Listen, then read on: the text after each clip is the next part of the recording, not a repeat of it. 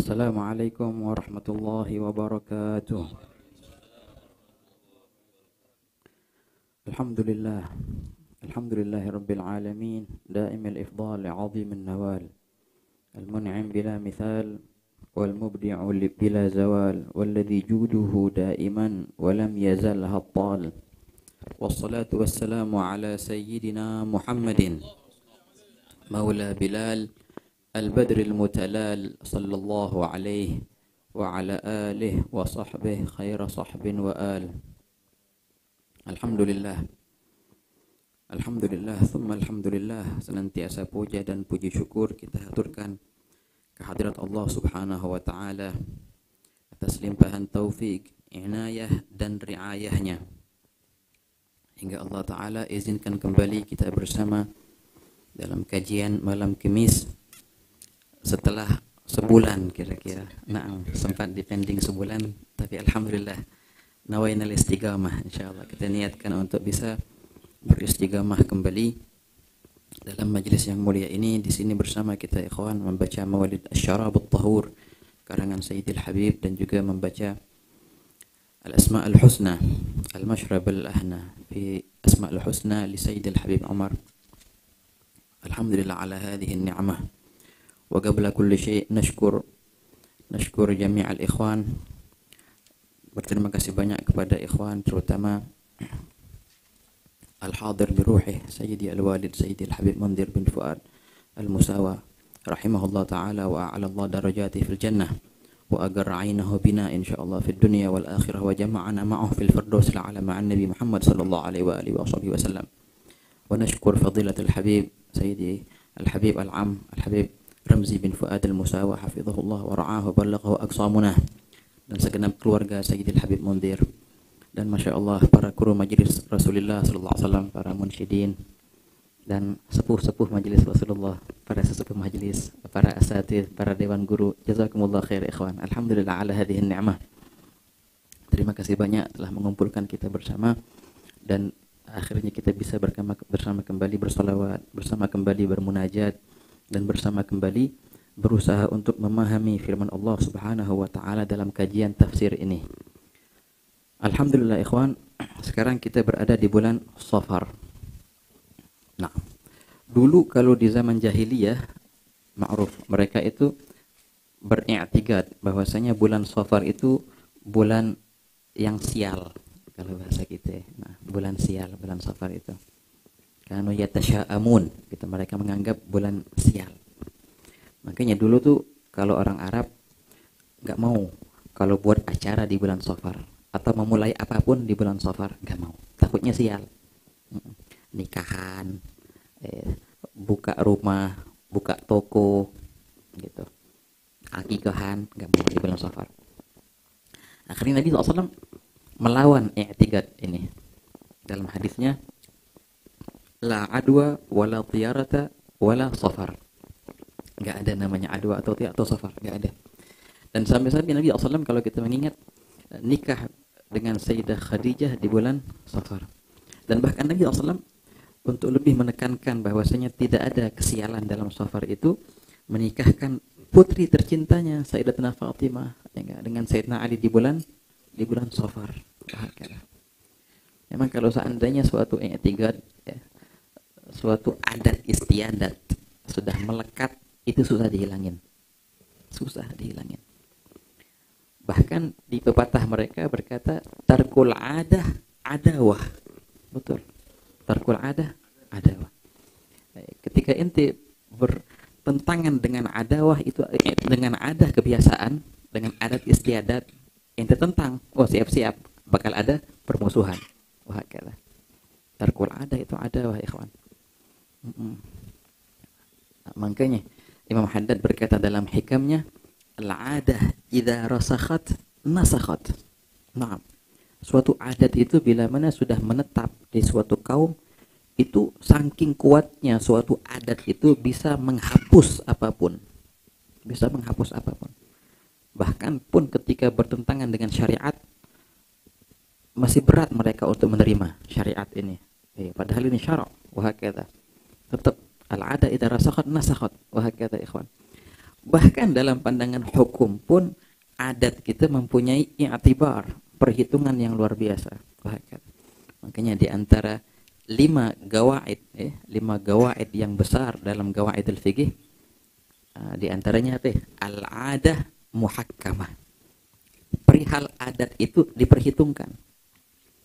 Bahkan kalau di kalangan, dia semuanya bukan Syafi'iyah sahaja, semuanya ikhwan, bila mana suatu hukum tidak ada patokannya dari segi syarak, dari Al-Qur'an kah ataupun sunnah kah ataupun qiyas ataupun ijma', maka akan berpatokan kemana? Ke adat. Ke adat istiadat. Begitu ikhwan. Nah, makanya subhanallah, sebelum menetapnya suatu adat itu, maka kalau bisa sesuaikan. Kalau bisa sesuaikan dengan syariat. Wahakala. Hada ajib ikhwan. Makanya di sini baru kita memahamin luar biasa banget berarti ketika Al-Imam Al-Habib Ahmad bin Hasan Al-Attas, ketika beliau meneliti adat istiadatnya orang Tarim, sampai beliau berkata, oh ini adat Tarim ini luar biasa. Kalau seandainya aku membahas tiap-tiap adat Tarim, maka tiap-tiap adat itu aku bisa datangkan dalil dari Al-Quran ataupun dari hadis. Tiap-tiap adatnya gitu. Nah ini luar biasa ikhwan. Nah kalau kita kembali ke pendahulu-pendahulu kita yang berdakwah di Nusantara ini, Wali Songo contohnya, itu mereka luar biasa, sangat berperan dalam, kalau tidak merubah, paling tidak mewarnai, adat istiadat, sekiranya sesuai dengan syarak. Di antaranya, ini sebelum kita masuk ke tafsir Habib, masih muter-muter dulu, oke lah. Nah, mukaddimahnya. Di antara cerita yang ajib di sini, bagaimana subhanallah Wali Songo itu berusaha mewarnai. Di antara adat mereka dulu, dahulu ini waktu di zaman Jawa dulu, ma'ruf budaya wayang golek itu ma'ruf, wayang golek. Dulu tuh wayang golek bukan wayang ya, memang kayak berbentuk gitu, patungnya, tangan gitu. Apa namanya itu? Goleknya, bukan wayangnya, golek berarti. Nah, ini kan kalau dalam pandangan fikih ini haram karena ini apa? Mujassad, musawwar, ada bayangannya, berbayang gitu, berbentuk. Oh, ini gimana nih? Tapi mereka lihat ini sarana dakwah luar biasa, bisa kita masukkan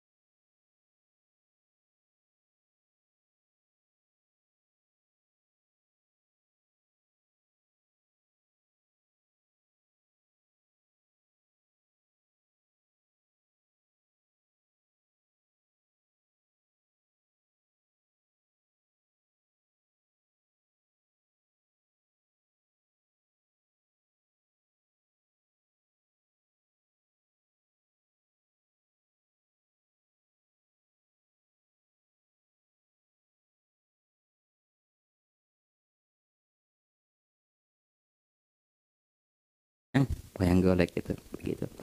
Nah, jadi banyak begitu ikhwan. Ya perihal banyaklah apa namanya yang budaya yang dulunya sudah melekat itu emang nggak bisa dihilangkan dan susah paling tidak diwarnai begitu ikhwan. Apa tadi ceritanya ini? Cerita Safar. Jadi Safar itu ditutup oleh Nabi SAW, nggak ada kesialan. Dari sini kaum solihin sampai mereka merubah nama. Kalau mereka tulis mukatabah, surat-surat gitu, oh ini tertulis surat ini di bulan Safar. Nah, mereka rubah dari Safar menjadi Dhafar. Apa itu Dhafar? Dhafar artinya kemenangan. Baik gitu. Dan ditambahkan lagi Dhafar al-Khair. Fi Dhafaril Khair. Kita mulai ini di bulan Dhafaril Khair. Kita kembali setelah stop lama di bulan Dhafaril Khair. Harapan jadi baik gitu. Enggak ada cerita yang sial-sialan sekarang. Begitu ikhwan. Kita ingat Sayyidil Habib menikahkan anaknya di bulan Safar. Sempat tetap juga masih banyak yang protes. Ya, saking melekatnya adat itu, padahal Nabi sudah menentang dengan jelas, tapi tetap susah dihilangin ya ikhwan. Begitu. Kalau di bahasa kita di Indonesia, itu ada yang namanya istilah pamali. Iya, istilah apa? Istilah pamali. Ini persis ada juga kayak gini. Oh, berarti pamali itu salah semua? Enggak semuanya salah. Dan juga enggak semuanya benar. Sebagian budaya pamali itu memang ada dalil dari syara'nya, imma dari Al-Quran ataupun sunnah ataupun kalam ulama, atau memang perkara yang enggak masuk akal, memang jangan dibuat gitu, bertentangan dengan fitrah. Tapi ada sebagian yang enggak, ini cuma dibuat-buat saja begitu ya ikhwan. Jadi patokannya kembalilah ke syara'. Sebagian yang memang di sebagian ulama kok juga menyebutkan di adab al-alim al-muta'allim ila akhirih, di antaranya duduk di pintu, ya kan. Duduk depan pintu, jangan duduk pintu. Kenapa? Karena ntar bakal jadi miskin katanya. Dalilnya apaan? Ada nggak di Al-Quran? Kagak ada. Di Sunnah nggak ada juga. Tapi mewah teh. Inti kalau duduk depan pintu, orang nggak bisa masuk. Iya, ngalangin orang, nggak bisa keluar. Lagi ngapain tutup pintu juga nggak bisa ditutup. Nah, paling enggak itulah dalilnya. Dan terus begitu. Nah, itu cerita pamali ya ikhwan. Ya, pandanglah perihal itu dengan akal sehatmu. Di Betawi juga banyak adat kayak gitu, banyak luar biasa. Ritual, kalau bahasa ritual pernikahan untuk nolak hujan, contohnya gimana? Pakai apa? Pakai cabai, pakai apa? Bawang gitu. Itu macam-macam ikhwan. Ini gimana? Anda lihat sudah di akhir-akhir ini sudah enggak lagi ya. Sudah jarang sekarang. Ala kulli hal. Masya Allah. Kembali ke hadis itu, wala safar, enggak ada namanya sialan.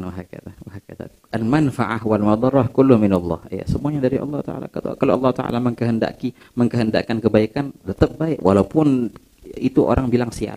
Sebaliknya, kalau Allah berkehendak itu sial, walaupun itu pandangan mereka baik, tetap jadi sial. Ini pengaruh juga ke keyakinan seseorang ya kawan, sebenarnya. Itu pengaruh betul. Maka banyak sekali orang yang sebenarnya sehat-sehat aja, tapi pikirannya terganggu, dia kira dia sakit, jatuh sakit beneran akhirnya. Juga sebaliknya, orang lagi sakit parah, tapi dihibur, girang, happy, sembuh akhirnya. Dan terus begitu. Makanya pemikiran itu suatu yang sangat berpengaruh dalam segala segmen, bukan hanya kesehatan saja, semuanya ikhwan. Makanya diceritain ada cerita gharib. Ada ibu-ibu dulu di desa. Dan dia nggak pernah ke dokter. Sekali dia sakit, dibawa sama anaknya ke dokter. Anaknya hidup di kota, ya khair. Dibawa sama anaknya ke kota, tuh dia sakit. Akhirnya diajak sama anaknya nih ke dokter, dan nggak pernah seumur hidupnya kenal dokter si ibu-ibu ini. Diperiksa sama si dokter, dilihatin apa ceritanya. Sudah, akhirnya dokter ngasih resep. Nih bu, resepnya bu, ditulisin. Nih resepnya. Si ibu nggak tahu, ini buat apaan. Nggak kenal yang namanya apotek, nggak ada, nggak tahu no. Ini buat apaan itu resep. Tapi ini katanya obatnya. Diambil tuh kata, ini obatnya. Nah, balik ke rumah itu kertas resep dilipat, dimasukin ke air. Nah, diminum sama si ibu itu air itu dengan yakin. Kata dokter, ini obatnya. Ya ini berarti. Sembuh, subhanallah. Lish, karena ini tadi al-yakin, keyakinan ya ikhwan, keyakinan. Pernah juga di sana di Hadramut ada seorang yang apa namanya, hal ajib apa namanya, dia punya toko. Di tokonya itu dia wah katanya ini doain ini kita toko ini jarang lakunya. Setiap ada mau laku dikit datang maling. Ya, habis lagi, usaha lagi datang lagi maling. Oh gampang katanya. Inti kalau mau dijaga biar nggak dimasukin gitu-gituan, inti baca ayat kursi katanya.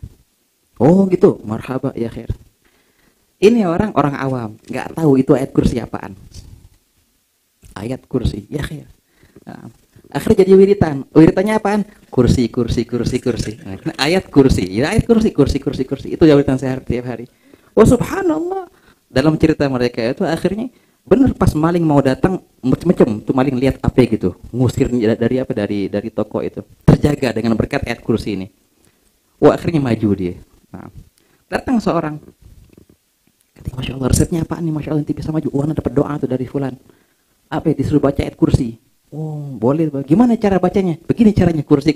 Diketawain sama temannya. Bukan begitu ayat kursi. Ayat kursi ayat di Al-Quran. Allahu la ilaha illal qayyum. Enggak, dia bilang amannya baca ayat kursi. Ya gini, bukan gitu. Pas balik baru diajarin, bukan begitu caranya. Tapi subhanallah gara-gara keyakinannya itu dijaga akhirnya. Ah begitu. Nah, ini hal ajib ya ikhwan. Keyakinan itulah yang kadang-kadang mahal, ya. Mahal keyakinan itu. Gak dalam apa namanya, Sayyidina Hasan al-Basri berkata, ma anzalallah minas sama syai'an asyraf minal yaqin. Sayyidina Hasan al-Basri berkata, tidaklah Allah turunkan dari langit perkara yang lebih mahal dari keyakinan. Oh, yakin itu mahal. Tamam. La ilaha illallah. Sallallahu Nabi. Allahumma salli wa sallim alaihi. Allah rizqnal yaqin insyaallah. Dalam dekatan mereka kan ada namanya ilmul yaqin, kemudian ainul yaqin, dan akhir syai' haqqul yaqin. Wah, itu pembahasan yang ajib dalam istilah mereka. Bismillah, Habib. Enggak masuk-masuk akhirnya. Bismillah. Ya, bismillah ikhwan. Masya Allah. Baik, kembali dalam kajian tafsir kita, dan di sini kita masih memulai tafsir surat Al-Fatihah. Nah, di awal pertemuan sedikit ada penjelasan tentang keutamaannya memahami Al-Quran, dan Al-Quran adalah lautan samudera yang luas, ya enggak? Dari Al-Quran lah bercabang semua ilmu-ilmu. Wah, itu di pertemuan pertama.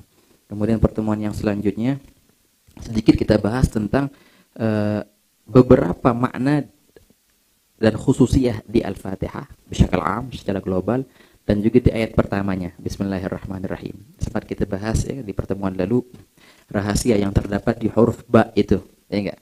Huruf ba, dan cerita Habib Abdurrahman bin Abdullah Balfaqih, perkataan Sayyidina Ali juga, yang beliau berkata kalau seandainya aku membahas keistimewaan titik yang di surat yang di huruf ba itu di bismillah, maka aku akan bisa mengarang kitab yang dibawa oleh berapa 100 onta. Banyak, luar biasa ya keutamaan huruf ba itu.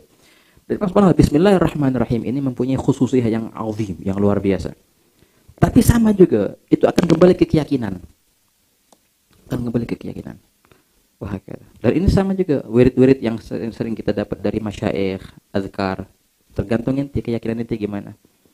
Bukan artinya enggak manfaat tanpa keyakinan, ya, manfaat. Tetap ada tathhir lil qalb, tapi kalau itu dilakukan dengan keyakinan, wah, lebih luar biasa lagi. Bismillahirrahmanirrahim.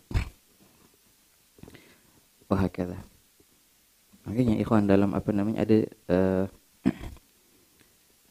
ada perempuan waktu itu, zaujah salihah.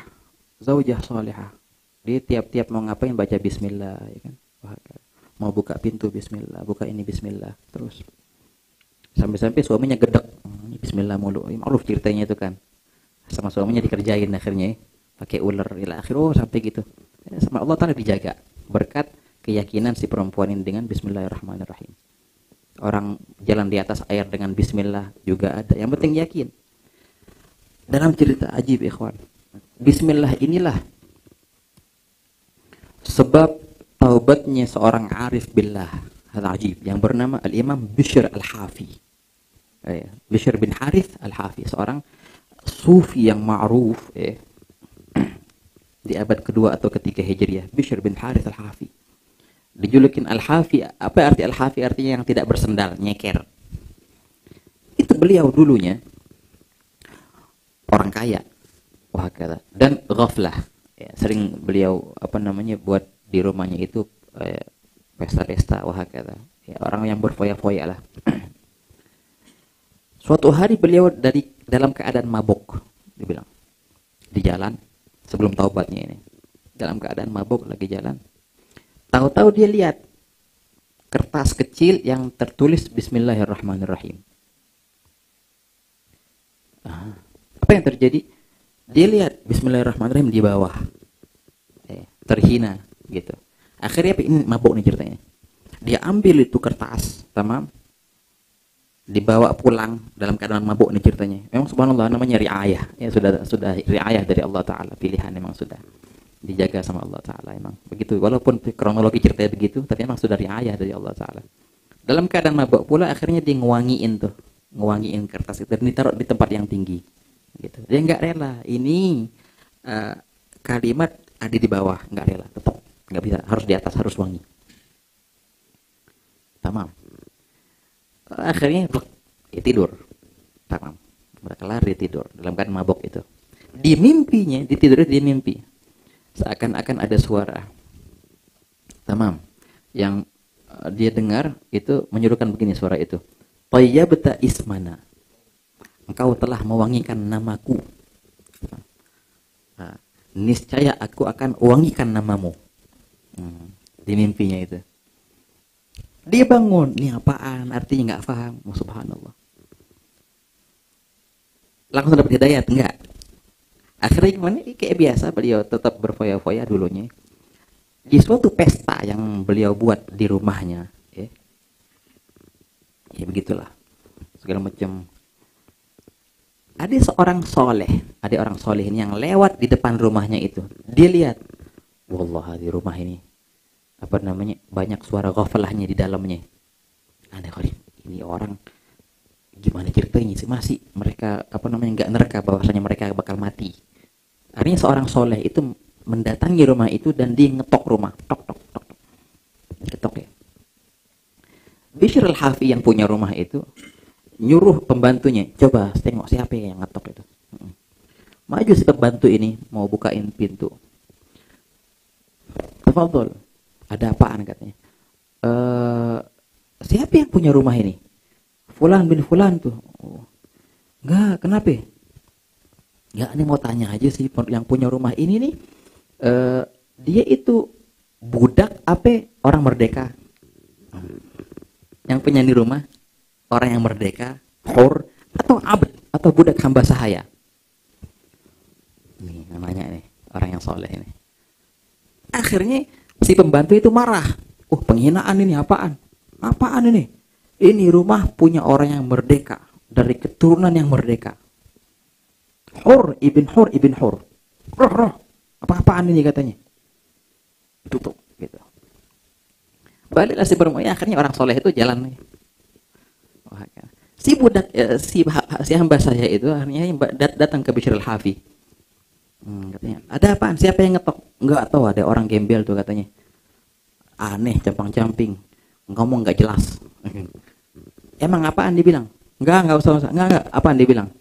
Enggak, dia nanya katanya. Dia bingung lihat rumah ini, akhirnya dia bilang, "Ini rumah punya orang yang merdeka atau punya hamba sahaya?" Ente jawab apaan? Aneh jawab, "Ini rumahnya orang yang merdeka, dari keturunan yang merdeka." Hur ibn Hur. Subhanallah, kalimat itu ikhwan menyentuh hatinya. Ini cerita lagi pesta padahal nih ceritanya. Gitunya. Hamba sahaya. Langsung seketika itu juga dia keluar akhirnya dari pesta itu.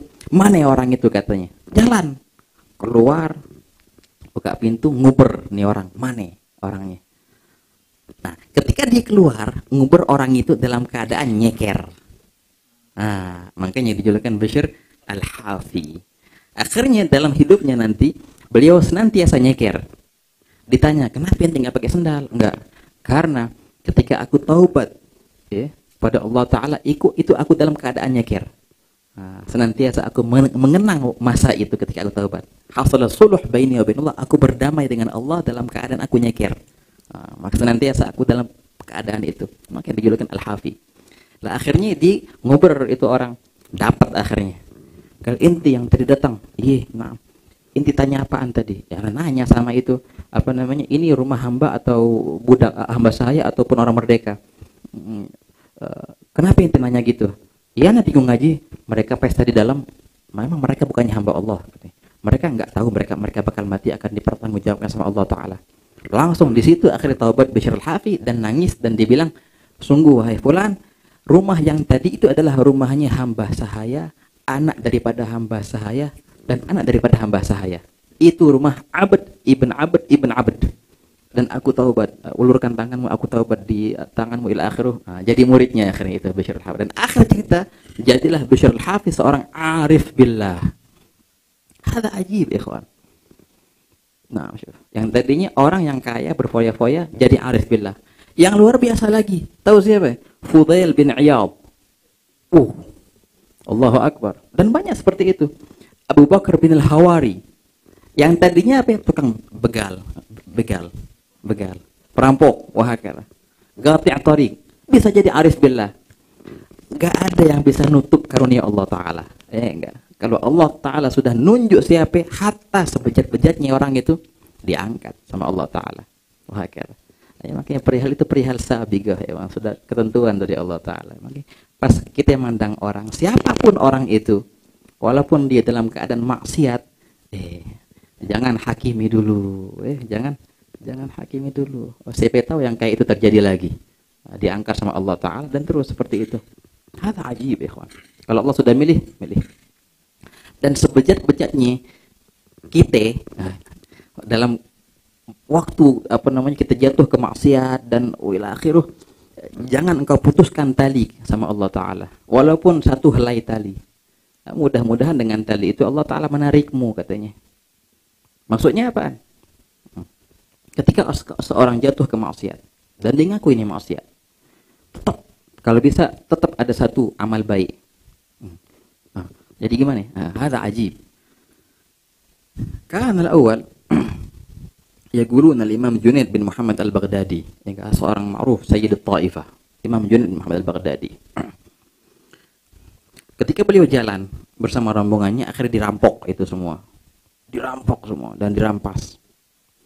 Akhirnya ketua rombongan itu disuruh menghadap bos perampok itu. Dibawa akhirnya ngadap si bos ini. Wah, tahu-tahu subhanallah, ini ajib. Udah mereka rampas harta yang rombongan ini wa ila akhiru. Pas mereka bagi-bagi khamr, perampok itu, ketika si tukang khamr mau ngasihin bosnya itu, dibilang enggak, alahu aneh puasa hari ini. Junaid Muhammad bingung, puasa apaan? Itu udah ngerampok orang, habis bosnya perampok lagi masih puasa. Diprotes sama Sayyidina Junaid, ish min saum hada. Dia bilang, fulan, tak akan aku putuskan satu helai tali ini, begitu dia bilang, kata si perampok itu. Nah, ya kabar khair. Berlalu akhirnya Junaid Muhammad terus, lalu sekian tahun kemudian, dia bilang, sekian tahun kemudian, waktu Imam Junaid naik haji, ketika beliau berada di Al-Multazam, dan beliau berdoa terus, tahu-tahu lihat orang tua di sampingnya, udah tua tahu-tahunya itu. Orang tua di sampingnya nangis dan penuh cahaya tuh orang tua, dia bilang. Ajib. Keladaman, subhanallah. Pas tengok mukanya nggak asing. Iya. Ini juga orang tua, pas lihat di sampingnya, kayak kenal. Udah kelar dari Multazam, dibawa dipegang nih, ini fulan. Ana kayak pernah lihat ente. Naam. Ingat Junaid. Ya, ana tahu. Ente bos perampok waktu dulu kan. Iya betul, dan engkau orang yang nanya itu, betul. Ingat peristiwa itu akhirnya. Kok bisa ente kayak gini sekarang, Masya Allah. Katanya ini adalah berkat satu helai tali itu.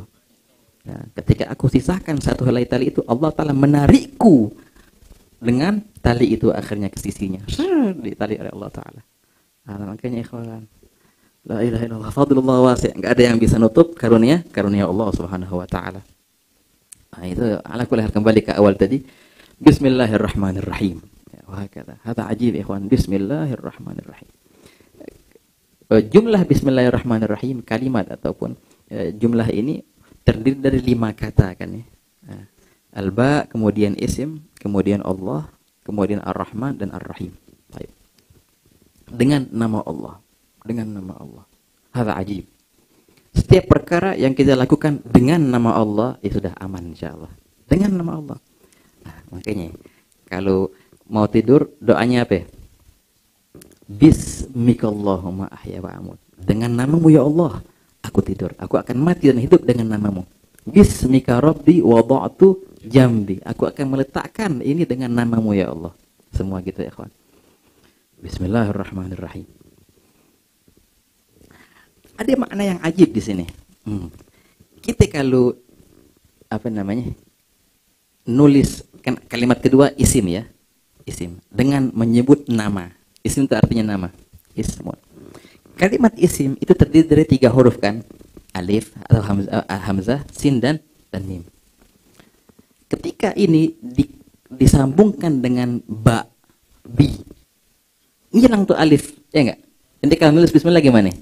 Ba, sin, mim atau ba, alif dulu, baru sin, mim. Ba, sin, mim. Alifnya kemana? Ya enggak? Kok ngilang alifnya? Apakah ini senantiasa? Oke. Dalam sastra Arab, ikhwan, ada ajib. Alif itu bisa hilang dengan 2 syarat. Syarat pertama, ya, hurufnya huruf ba harus bi. Kalau hurufnya huruf waw, wa, harus ditulis. Wa ismullah, wasmullah, harus ada tulisan alif itu walaupun nggak dibaca hamzah wasl, tapi harus ditulis. Hamzah itu hamzah wasl. Huruf apa aja tetap harus ditulis hamzah itu. Tapi kalau hurufnya huruf ba, bisa dihapus dan harus dihapus memang. Itu syarat pertama. Syarat kedua, setelah kalimat isim itu harus hanya ini khusus hanya nama Allah sahaja. Bismillah. Tafadhol. Nanti hapus hamzah itu. Tapi kalau seandainya nama lain, bismi apa gitu, bismi muassasah fulan, bismi, itu nggak bisa nanti hapus alifnya. Harus ditulis itu huruf hamzah itu. Ini ulama tasawuf punya. Ini dalam sastra Arab begitu ceritanya. Kenapa sih begitu? Ini khususiyah, dibilang khususiyah lilafdzil jalalah, khususiyah yang ada di nama Allah sahaja, khususiyah. Dan ini khususiyah siba sahaja. Kenapa siba mempunyai khususiyah? Karena dia bilang ba itu huruf ba menunjukkan kerendahan hati. Tengok di mana titiknya dan di mana harokatnya. Semuanya di mana? Di bawah. Menunjukkan suatu tazallul. Ketika engkau bertazallul kepada Allah, maka Allah Ta'ala akan dekatkanmu kepadanya. Di antara tanda pendekatan itu dihilangin alifnya akhirnya, lebih dekat. Kalau ini dia pakai huruf lain, pakai huruf waw contohnya, di atas, baru saya di atas. Wah, huruf apa aja nggak bisa, tetap ada alif, ada penghalang. Kapan bisa ngilang hijab itu? Bila mana ada tazallul. Ngilang hijab itu ya kawan. Hada ajib. Makna ini kita dengar dari Sayyid Umar. Hai Umar yang buat makna nih Habib. Ajib, subhanallah. Banyak ilmu sastra Arab, kaidah-kaidah lughah Arabiyah, mempunyai makna ragaik. Punya makna ragaik, ikhwan. La ilaha illallah.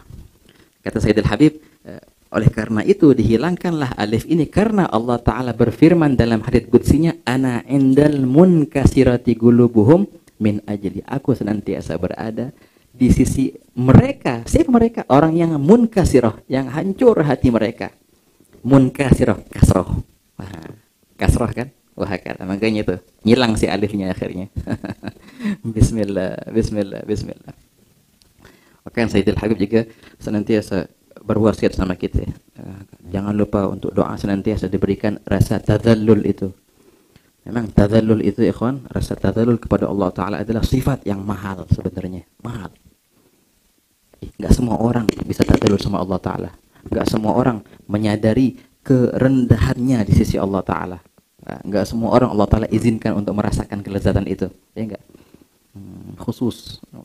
Makanya kalau inti dikasih sama Allah Ta'ala nikmat dan taufik untuk qiyamul lail, untuk sholat subuh berjamaah, itu nikmat yang besar.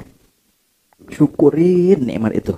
Syukurin. Nggak semua orang bisa sholat subuh berjamaah. Nggak semua orang bisa bangun malam. Nggak semua orang bisa munajat di malam itu. Apalagi bertazallul. Wah, itu makanya itu hadiah yang besar dari Allah Ta'ala.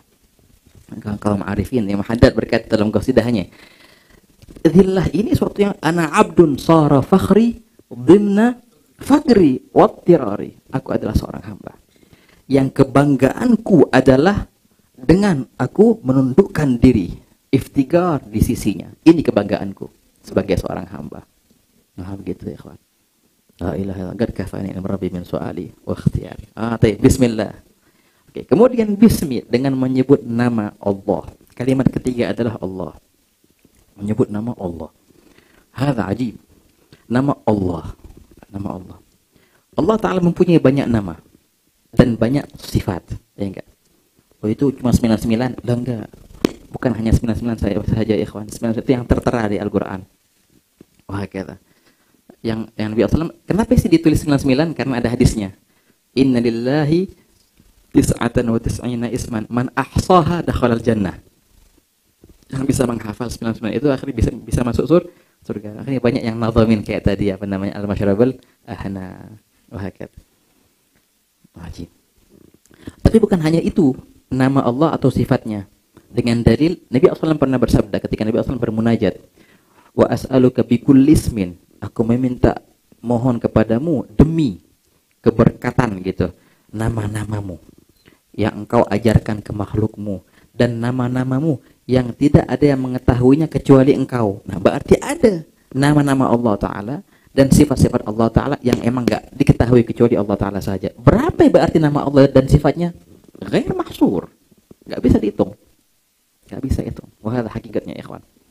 Namun dari sekian banyak nama itu, dari sekian banyak sifat itu, yang paling hebat adalah ini, lafzul jalalah, Allah. Dia bilang begini, kehebatan lafaz Allah itu, kalau lafaz-lafaz yang lain itu menunjukkan zat plus sesuatu, Ar-Rahman, zat yang mempunyai sifat rahmat, gitu. Dan terus seperti itu ikhwan. As-Sabur, Dzul Jalal wal Ikram, Ar-Rahim, Al-Quddus, zat yang terus seperti itu. Tapi kalau Allah menunjukkan apa? Satu aja, zat saja. Tunggal, enggak ada tambah-tambahannya. Nah, makanya ini menang nih di sini. Karena ini menunjukkan zat saja. Yang lain ada tambah-tambahannya. Enggak, kalau ini saja. Maka dia bilang Allah inilah, lafaz Allah inilah yang menghimpun semua nama-nama itu terhimpun di sini, di Allah. Wahakala. Dalam sastra Arab juga perihal lafzul jalalah ini Allah itu mereka ada khilafkan. Kalimat Allah itu dari segi ilmu istighaq namanya, ilmu pengambilan kata dari huruf apa dan dari kalimat apa, itu gimana ceritanya ngambil huruf, mereka ikhtilaf. Kalimat Allah ini gimana ceritanya? Itu pembahasan yang panjang dalam ilmu aqidah dan dalam juga ilmu istighaq ataupun ilmu lughah. Sebagian berkata betul, kalimat Allah itu diambil daripada kalimat lain.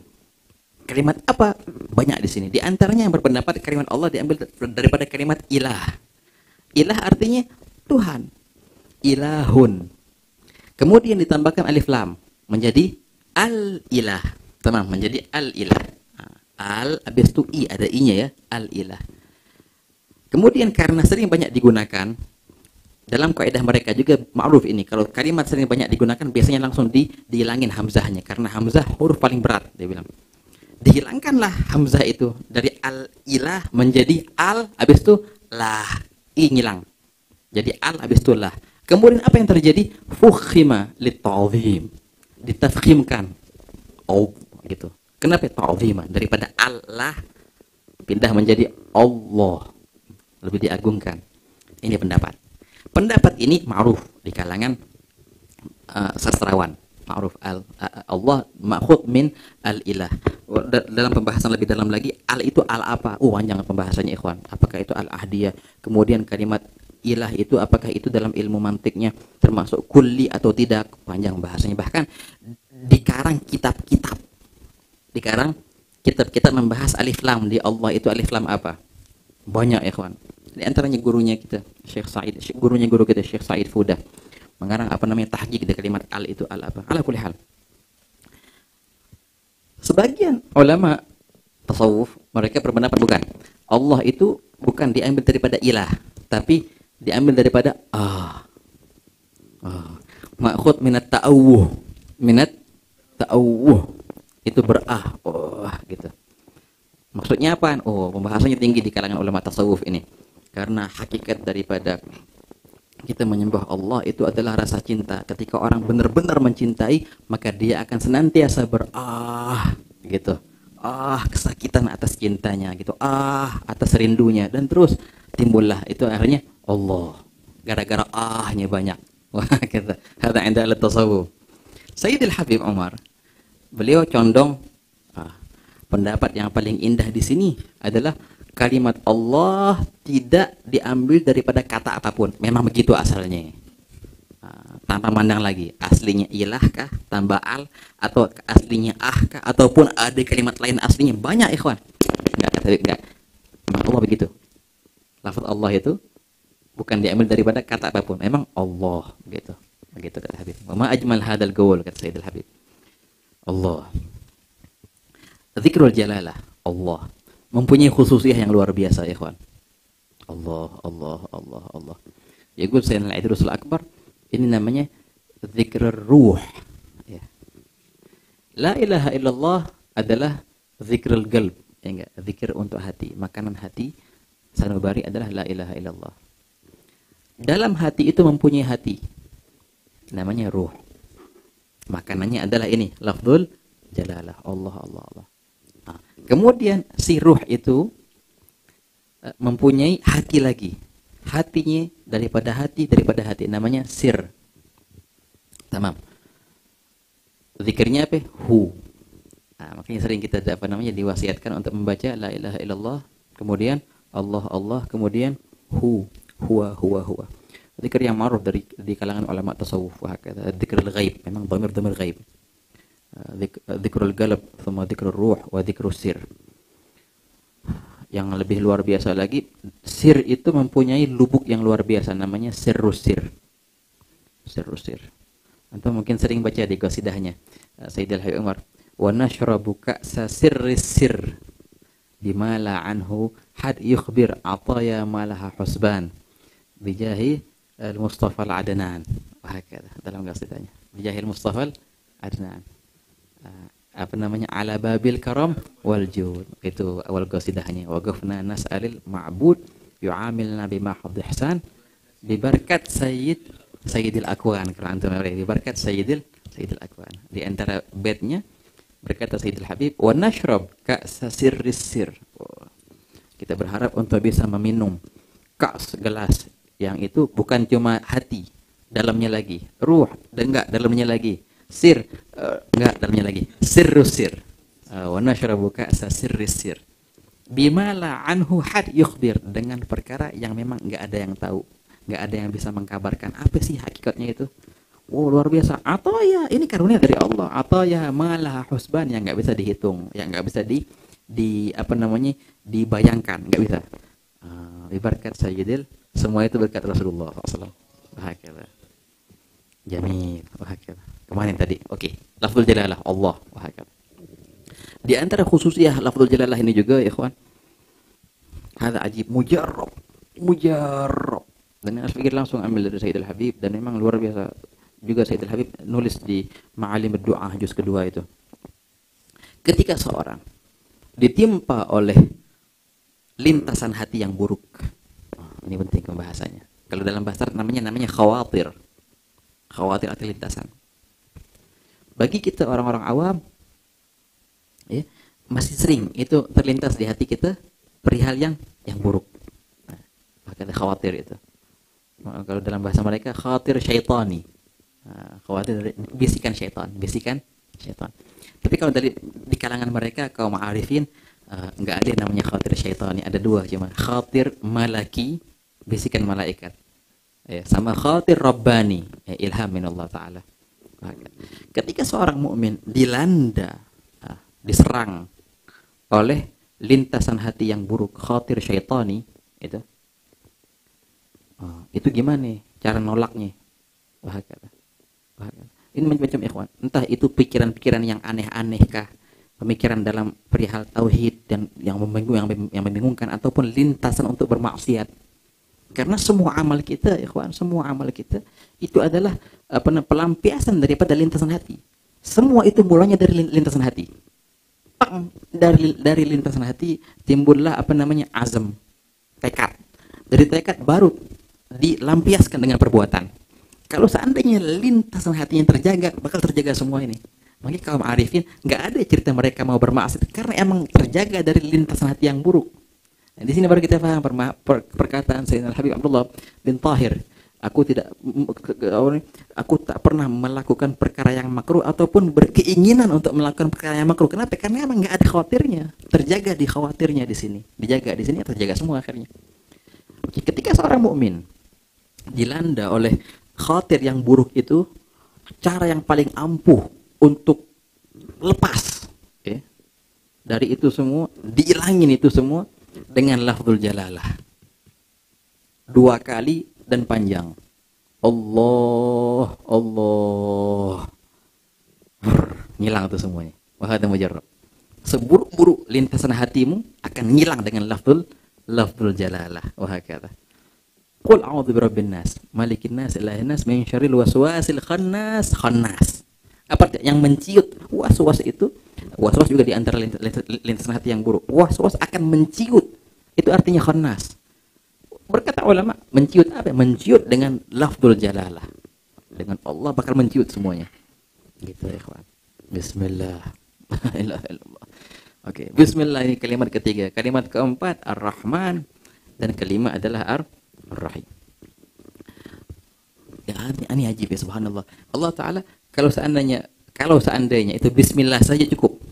Tapi enggak, dihiasi dengan 2 sifat ini. Maha, kalau bahasa kita apa? Terjemah maha pengasih, lagi maha penyayang. Pengasih dan penyayang. Oke, kita akan bahas perbedaan antara keduanya. Bisa saja ikhwan, bisa saja kalau Allah Ta'ala menghiasi ini dengan sifat yang lain. Bismillah Al-Ghahar, maha berkuasa. Bismillah Al-Jabbar, maha kuat. Tapi enggak, apa hiasannya? Apa sifat yang dipilih? Rahman sama Rahim. Bisa aja Allah Ta'ala milih sifat yang lain, yang keren, yang wow, nunjukin kewibawaannya. Enggak. Yang dipilih tentang rahmat 2 kali lagi. Hampir sama 2 ini kan. Rahman dan semua kembali ke rahmat. Semua kembali ke rahmat. Rahman dan Rahim kembali ke rahmat. Dan ini ntar diulangin lagi di ayat ketiga.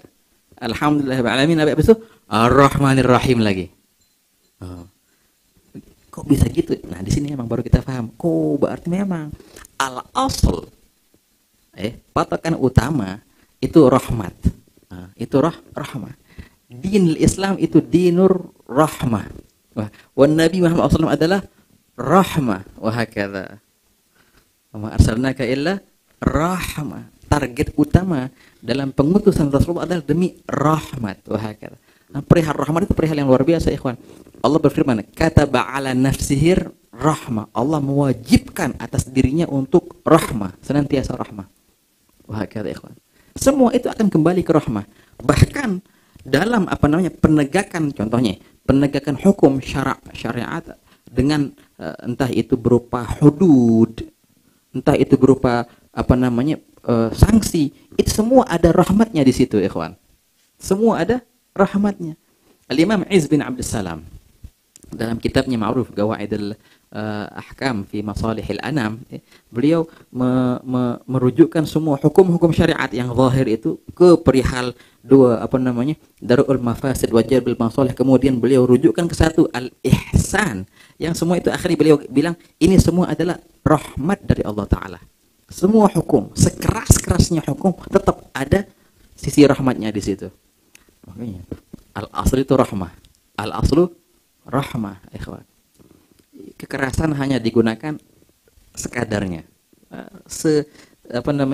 Seperlunya. Selain itu kembali ke rahmat lagi. kembali ke rahmat lagi, dan terus seperti itu. Nabi SAW bersabda, ar-rahimun yarhamuhumur rahman. Ya, orang yang punya rahmat bakal disayangi oleh Allah Ta'ala. Irhamu man fil ardi yarhamukum man fis sama, dan terus seperti itu. Ya. Sebelum kita mandang rahmat makhluk, pandanglah bagaimana Allah Ta'ala mempunyai rahmat kepada hamba-hambanya. Oh, luar biasa ya kawan, luar biasa. La ilaha illallah. Pernah suatu peristiwa, ada seorang ibu kehilangan anaknya di zaman Nabi SAW. Nangis si ibu ini. Akhirnya kita ketemu tuh, ketemu si anak itu lari ke ibunya juga lari ke si anak itu. Akhirnya mereka berpelukan sambil nangis. Sahabat terharu lihat pandangan itu. Nah, Nabi akhirnya bersabda, menurut kalian tegakah si ibu ini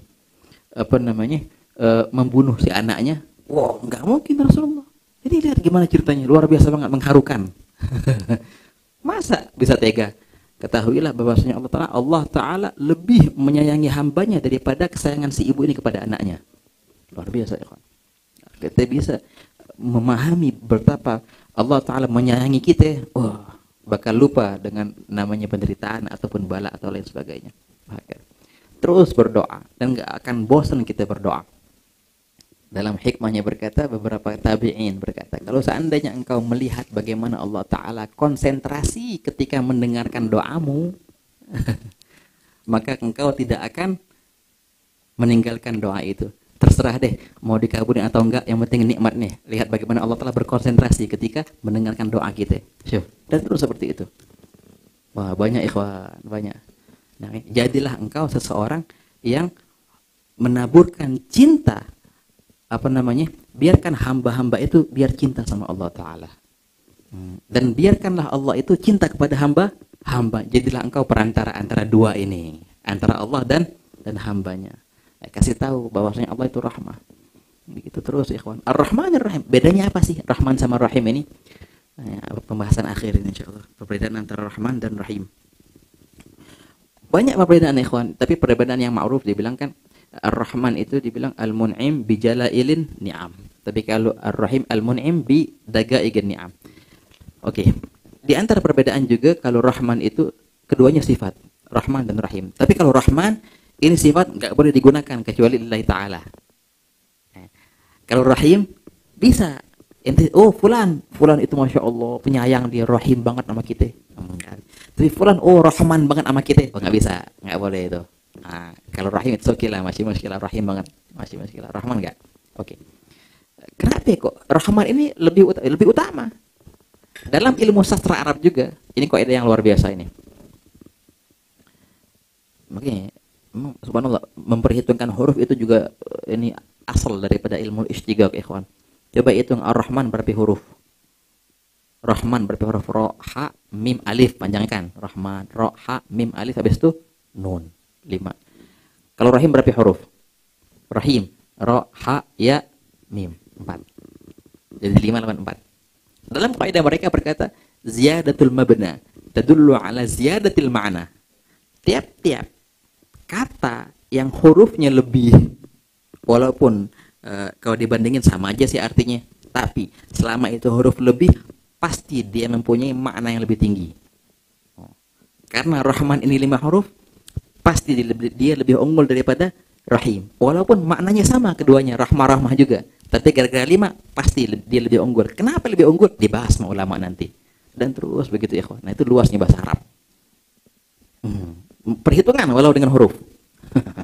La ilaha illallah, hadza ajib ikhwan. Kenapa sih Rahman bisa unggul? Nah, Rahman ini ketika Allah Ta'ala memberikan karunia nikmat yang pokok, itu dengan sifatnya Rahman, berarti Allah bersifat dengan Rahman. Cabang dari nikmat itu, nah, itu berarti Allah Ta'ala ketika karuniakan cabang-cabang dari sifat itu namanya baru dinamakan dengan Rahim. Maksudnya apa ini nikmat pokok? Ini sering kita dengar. Usulun ni'am war rahim furu', cabang-cabang. Mereka umpamakan begini. Ketika Allah Ta'ala memberikanmu mata, ya, penglihatan, ini nikmat yang pokoknya. Nikmat yang ada mata bisa ngelihat, alhamdulillah, nikmat. Kemudian Allah Ta'ala memberikan nikmat lagi yang tercabang dari adanya mata itu adalah kekuatan dalam penglihatan. Nah, nikmat kekuatan dalam penglihatan itu adalah cabang daripada nikmat adanya penglihatan itu. Kalau nggak ada mata, bisakah ada nikmat kekuatan dalam penglihatan? Nggak mungkin. Ada ya mata dulu, mata ada baru bakal nimbul nikmat. Berarti kedua adalah cabang dari pertama. Allah Ta'ala ketika memberikan seseorang nikmat mata bisa ngelihat berarti Rahman. Kemudian Allah Ta'ala memberikan nikmat tambahan yang bercabang dari nikmat itu, kekuatan dalam matanya dengan berarti dia Rahim. Mahakala. Yang si Rahim ini nggak mungkin ada kecuali ada dulu si Rahman. Nah, kekuatan mata itu, kekuatan dalam penglihatan nggak mungkin ada kecuali setelah adanya si mata dulu. Nah, begitu. Makanya di sini Rahman unggul daripada Rahim. Wahakala. Ini di antara perbedaan. Sebagian banyaklah yang berpendapat kalau Rahman itu perihal dunia, kalau Rahim perihal akhirat dan panjang. Tapi ini yang paling ajib.